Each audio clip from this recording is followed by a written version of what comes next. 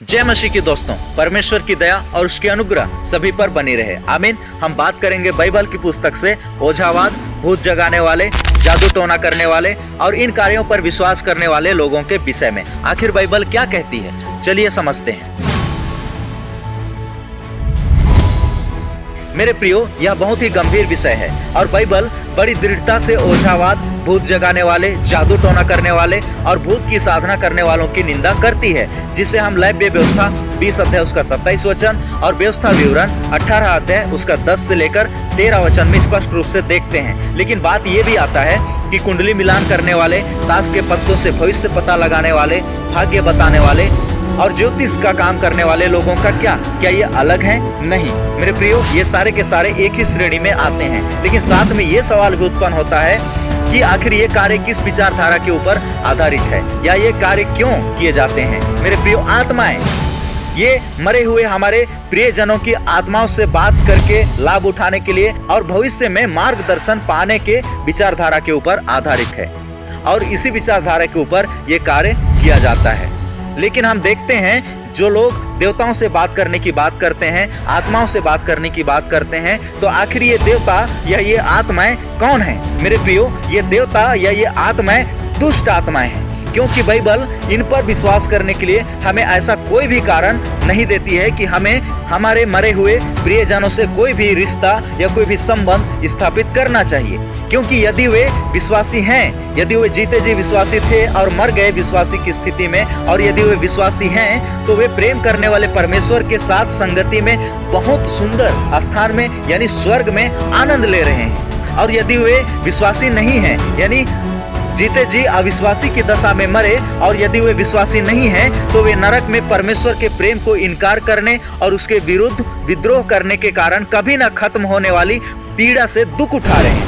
और इसलिए मेरे प्रिय भाई बहनों, यदि हमसे प्रेम करने वाले हमारे प्रियजन जो मर चुके हैं और मरने के बाद हमारे जो प्रिय हैं हमसे बात नहीं कर सकते, हमसे कोई संपर्क नहीं कर सकते, तो कैसे ये ओझा भगत और भूत की साधना करने वाले लोग ऐसी बातों को सटीक रूप से प्राप्त कर सकते हैं और हमें बता सकते हैं? मेरे प्रिय भाई बहनों, भूत की साधना करने वाले लोगों की बहुत सी घटनाओं में धोखाधड़ी पाई गई है और ये साबित हुआ है कि भूत की साधना करने वाले साधारण साधनों से के द्वारा भी असीमित मात्रा में बहुत सारी जानकारियों को प्राप्त कर सकते हैं।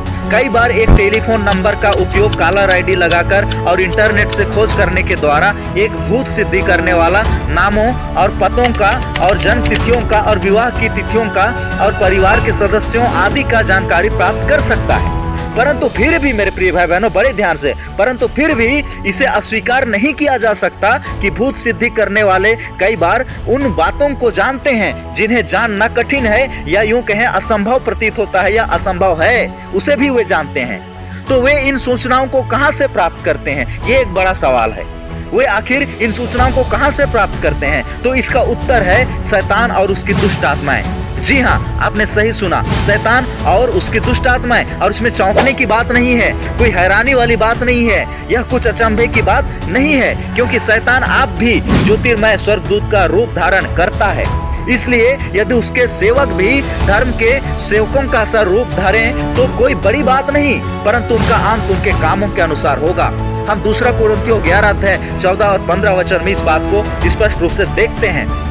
और इसका सबसे अच्छा उदाहरण और इसका जो सच्ची घटना है, इसे हम प्रेरितों के काम 16 अध्याय उसका 16 से 18 वचन में एक भावी बताने वाली का विवरण को हम देखते हैं, जो लोगों के भविष्य को बताने में सक्षम थी। और जब प्रेरित पौलुस ने उसमें से दुष्ट आत्मा को बाहर निकल जाने की आज्ञा दी, तो वो उसमें से वो दुष्ट आत्मा निकल गई और उसका अंत हो गया। और वो क्या करती थी कि वो भविष्य बताती थी और जो उसकी साधना करते थे उनके लिए बहुत सारा धन कमा करके लाती थी। तो ये बात को हम देखते हैं, तो दुष्ट आत्माएं ये कार्य करती हैं और ये जो उसकी साधना करते हैं उनके लिए ये कार्य करती हैं।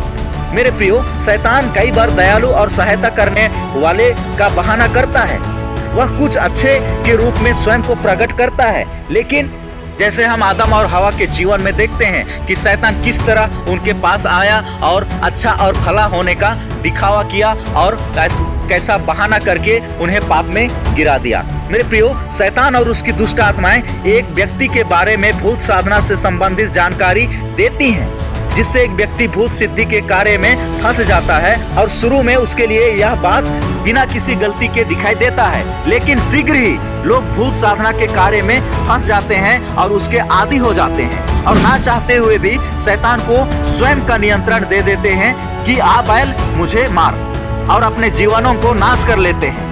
और इसीलिए मेरे प्रिय भाई बहनों, पतरस ने घोषणा की, पहला पतरस 5 अध्याय उसका 8 वचन में पतरस ये घोषणा करते हैं कि सचेत रहो, सावधान रहो, जागते रहो, क्योंकि तुम्हारा विरोधी शैतान गरजने वाले सिंह के समान इस खोज में रहता है कि किसको फाड़ खाए। इसलिए मेरे प्रिय भाई बहनों, हमें सचेत रहने की, हमें सावधान रहने की आवश्यकता है। मेरे प्रिय भाई बहनों, बड़े ध्यान से इस बात को समझिए कि जो हम इन भूत जगाने वाले, जादू टोना करने वाले और भविष्य को बताने वाले लोगों के पास फिर करके जो हम भविष्य की बातों को जानने की इच्छा रखते हैं, ये कार्य तो हम इनके बगैर भी हम कर सकते हैं। ये जानकारी हम इनके बगैर भी हम प्राप्त कर सकते हैं, और उसका एक तरीका है, और वो तरीका है भक्ति।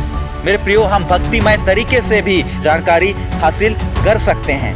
बात आता है लेकिन कैसे? मेरे प्रिय भाई बहनों, भक्तिमय तरीके से। देखिए कि किस तरह से परमेश्वर चाहता है उसकी इच्छा को हम जाने और हमारे जीवनों के लिए हम उस बात को समझ पाएं। परमेश्वर चाहते हैं कि परमेश्वर की योजना हमारे जीवन में पूरी हो और हम उसकी योजनाओं को जाने, हम उसकी इच्छा को जाने, क्योंकि परमेश्वर ने वो सामर्थ हमें प्रदान की है, वो अनुग्रह हमें दिया है, पवित्र आत्मा हमें दिया है, और पवित्र आत्मा की प्रेरणा से संपूर्ण बाइबल रचा गया है, और इसके द्वारा हम भविष्य को भी जानते हैं। मेरे प्रियो, कल को क्या होगा, कल क्या होने वाला है, हमारे जीवन का अंत क्या है, हमारे जीवन का शुरुआत क्या है, ये सारी चीजों को हम भक्तिमय तरीके से जान सकते हैं। और परमेश्वर की ये योजना बहुत सरल है। इतना सरल होने के बावजूद उसमें कितनी सामर्थ और कितना प्रभाव है।